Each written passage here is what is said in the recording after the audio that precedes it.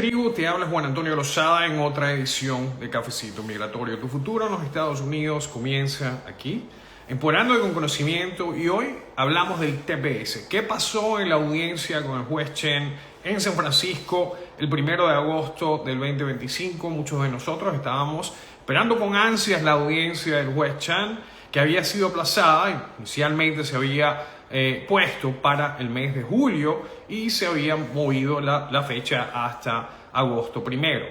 No esperábamos que se presentaran todavía los argumentos finales. En este caso simplemente había lo que llamamos nosotros una motion o una petición preliminar, ¿okay?, al juicio. Estas mociones son bastante comunes en casos donde una de las partes, en este caso la parte demandante, le pide al juez que después o antes más bien de escuchar a todos los testigos, de tener un juicio en los méritos, que simplemente se consideren la parte escrita, los argumentos escritos, y si la parte demandante piensa que ya hay suficiente evidencia, ya la claridad de la posición de la parte demandante es tan irrefutable, ¿okay?, que esto puede darle a un juez la oportunidad simplemente de saltarse un juicio y tomar una decisión final en un caso, sea el de TPS, sea el que sea. Eso se conoce como un Motion for Summary Judgment.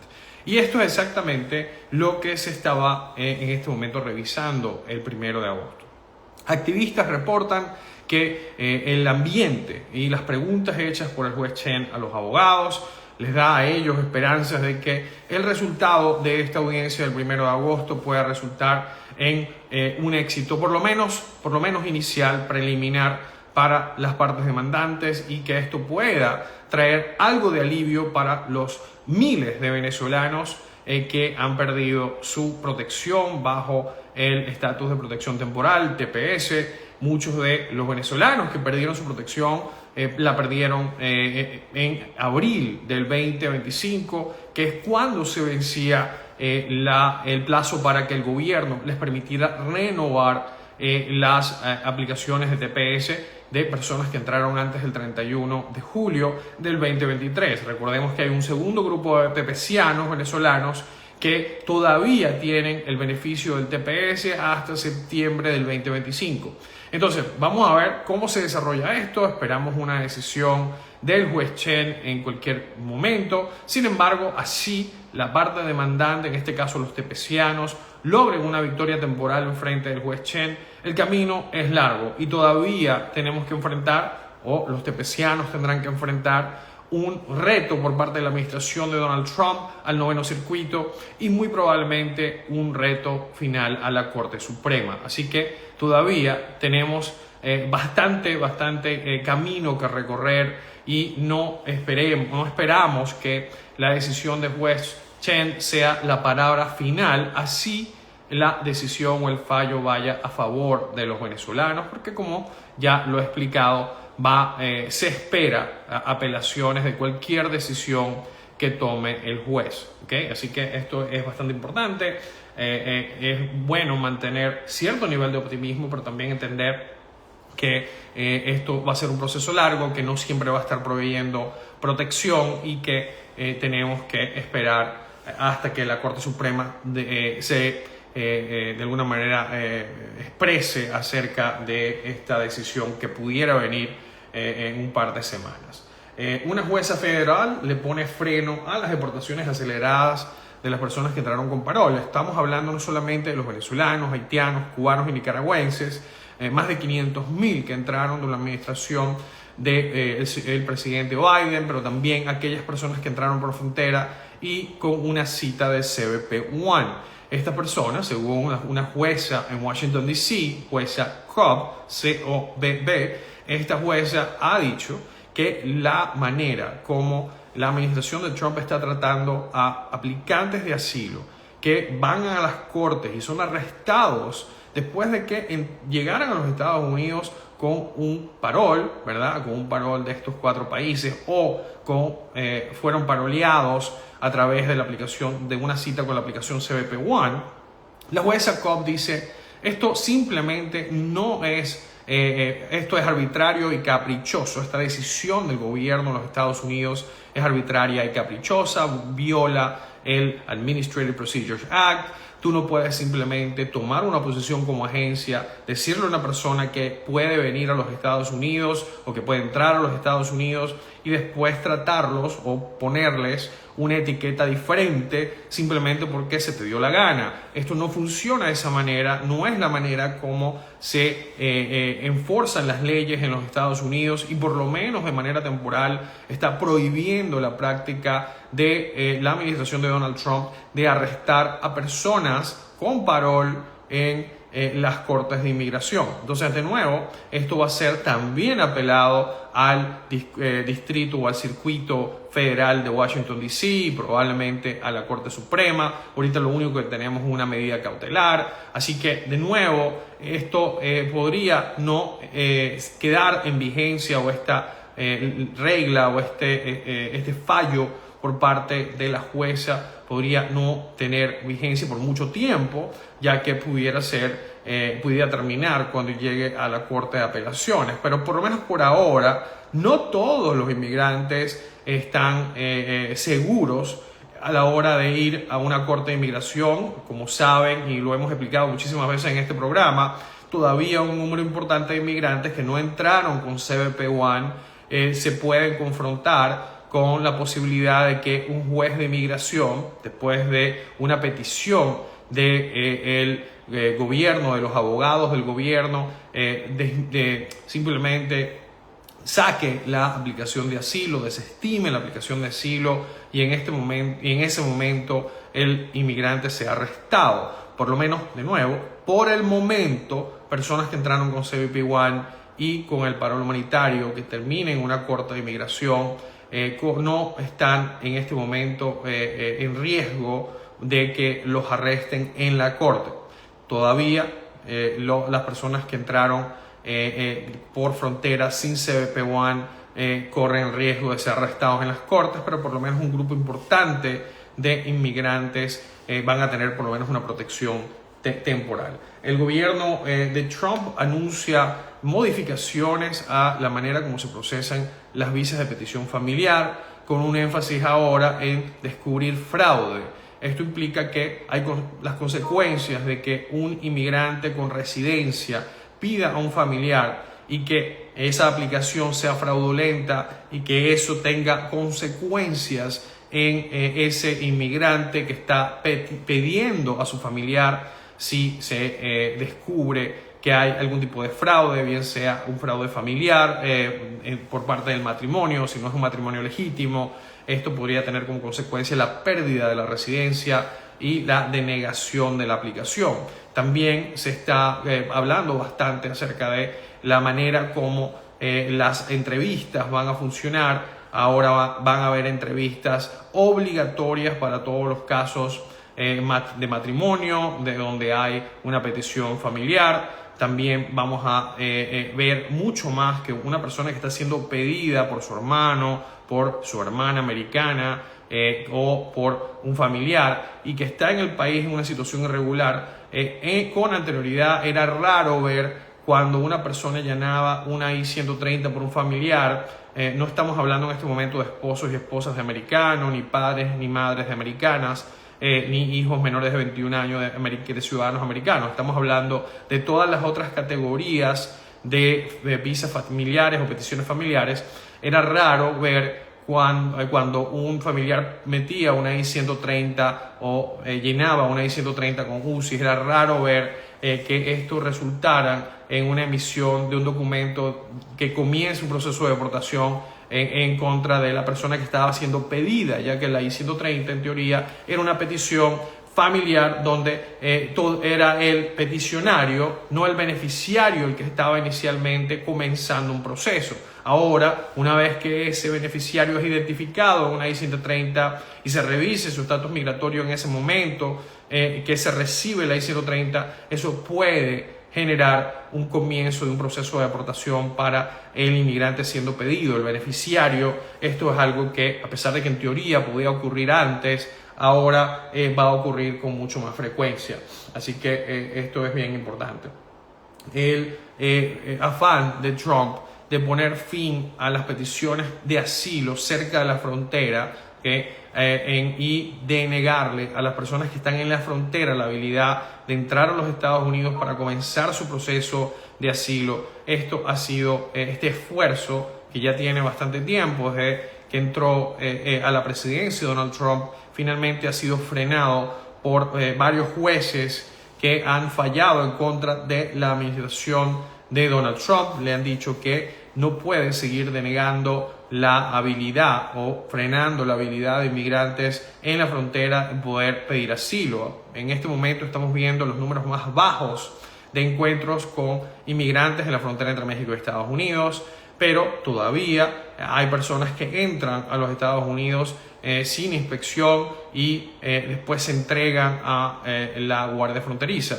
Como algunos de ustedes quizás ya sospechan, muchas de estas personas que se están entregando a la Guardia Fronteriza se les mantiene en un centro de detención hasta que se decida su caso. Pero desde que entró Donald Trump al poder, no solamente están deteniendo a estas personas, pero en algunas instancias los están expulsando de vuelta a México sin la habilidad de comenzar un proceso ni siquiera de miedo creíble. Se les está poniendo ni siquiera en algunas instancias en una deportación expedita, simplemente se les está expulsando sin derecho a réplica. Esto, según estos jueces que han fallado en contra de la administración, es una práctica que va en violación a la ley de los Estados Unidos y en violación a los tratados o los compromisos que ha hecho los Estados Unidos en los tratados internacionales.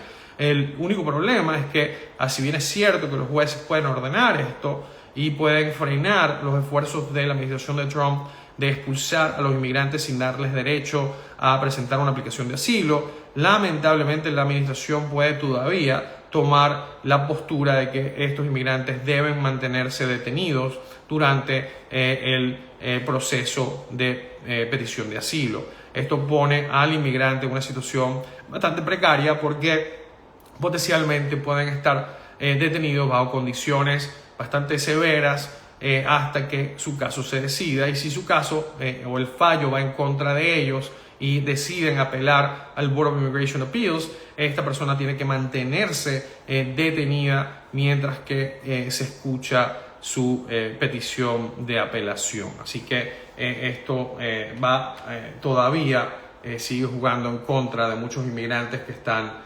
tratando de pedir asilo en los Estados Unidos. Tenemos algunas preguntas. La primera, tengo licencia renovada por TPS hasta octubre del 2026. ¿Puedo viajar con esta licencia? Creo que esto ya no lo habíamos respondido. Buenas tardes, tengo una petición I-130. Mi esposo se hace ciudadano en un año. Me llamaron a cita de asilo por UCIS. ¿Puedo pedir una continuance? Sí, depende. Es que no sé si tu esposo en este momento es residente, entiende que la I-130 no te protege. Esto implica que solamente hasta que tu esposo se juramente como ciudadano, solamente porque empiece el proceso de aplicar para ciudadano, no significa que se lo van a dar pronto o que no se va a tardar un par de años más.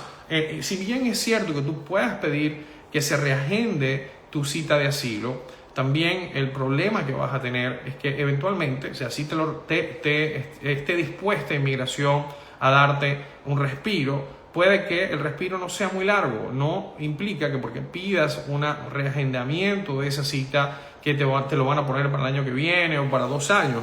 Y si te lo ponen para el año que viene o hasta para este mismo año, no vas, lamentablemente, a tener suficiente tiempo para que tu esposo se haga ciudadano y meta una I-485 para que te proteja. Recuerda que una I-130 pendiente no te protege si tu esposo es residente, ya que no puedes enviar de manera concurrente la I-130 y la I-485, que es lo que sí te daría algo de protección, y eso solamente puede ocurrir en casos donde te está pidiendo un ciudadano americano y es tu esposo o esposa, madre o padre, y tienes menos de 21 años, o es tu hijo ciudadano el que te está pidiendo mayor de 21 años. De esta manera, si entraste con visa, puedes recibir algún tipo de protección temporal mientras que se decide tu aplicación. De otra manera, No.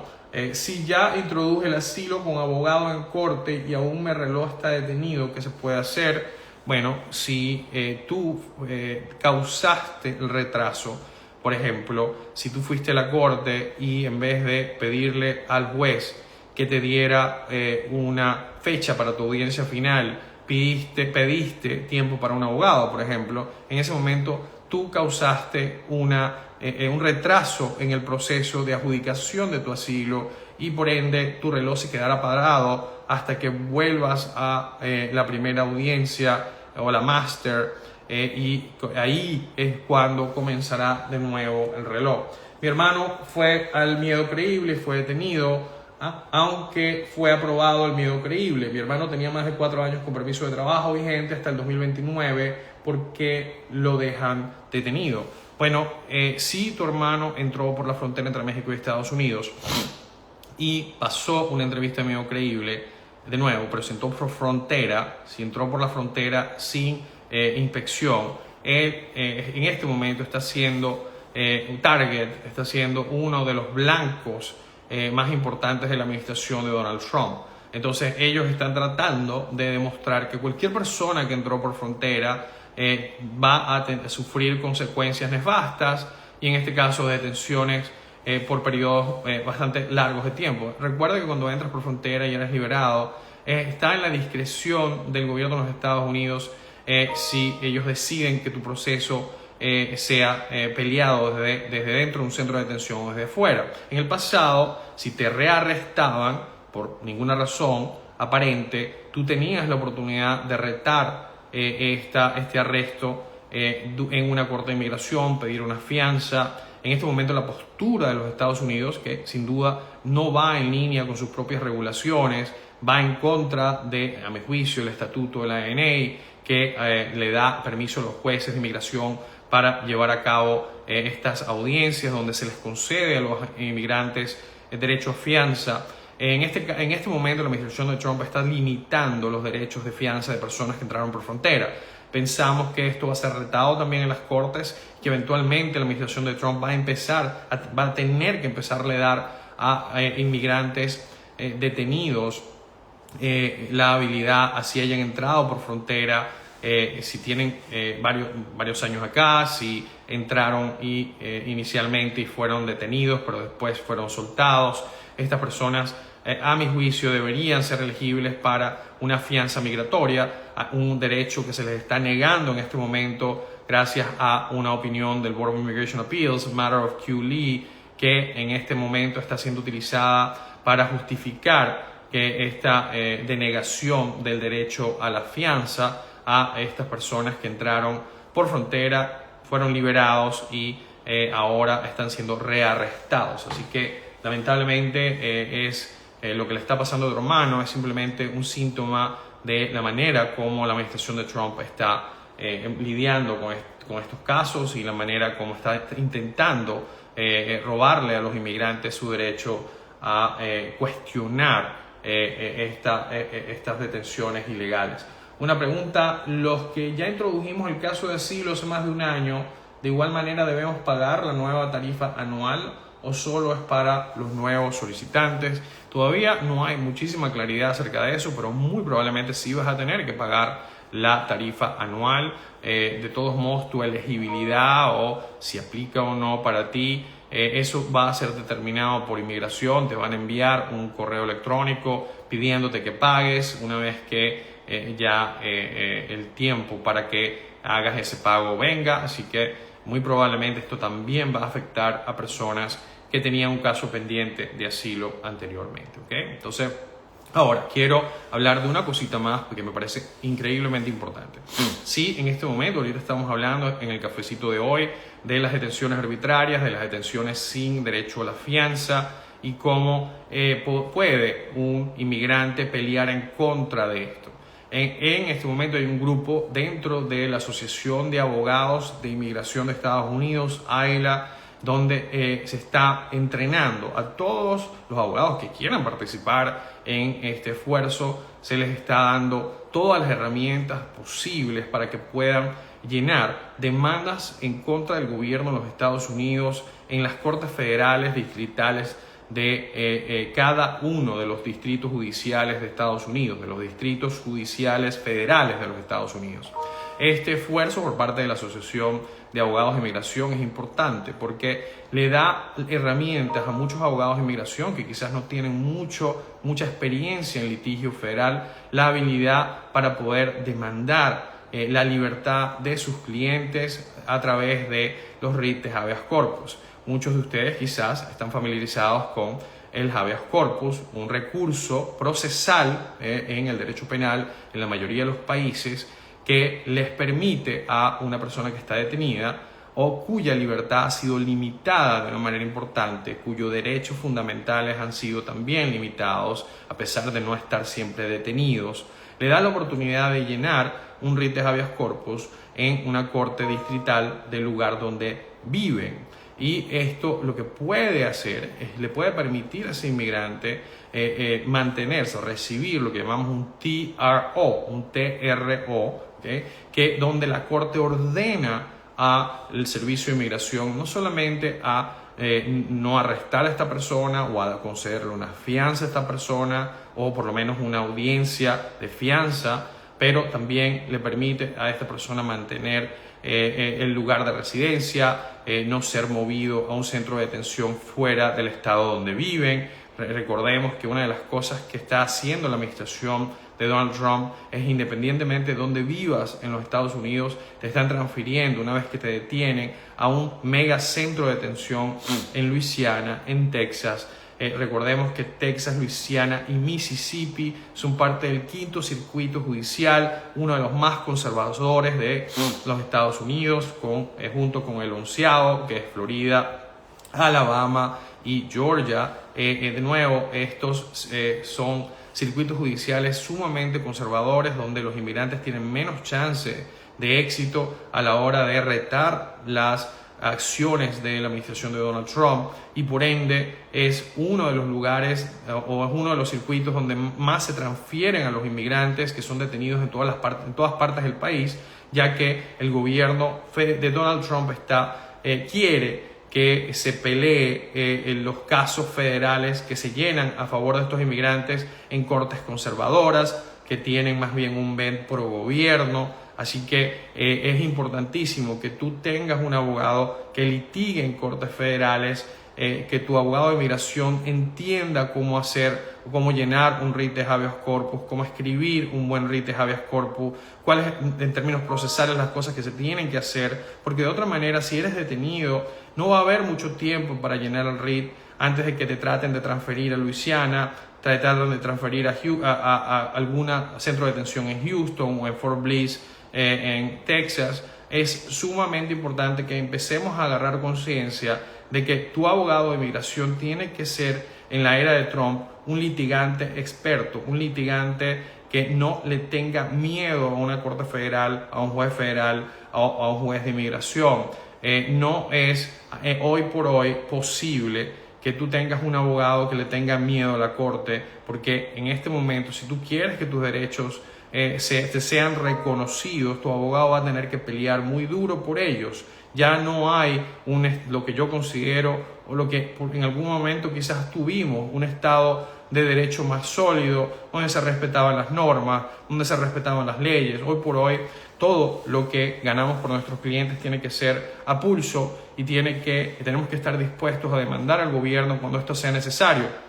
Entonces, de nuevo, tenemos que empezar a educarnos acerca de la necesidad de que nuestros abogados exploren todo lo que es en este momento estos procesos federales. De otra manera vas a perder tiempo valioso encontrando que tu abogado te envíe a otro abogado que se encargue de este tipo de litigio.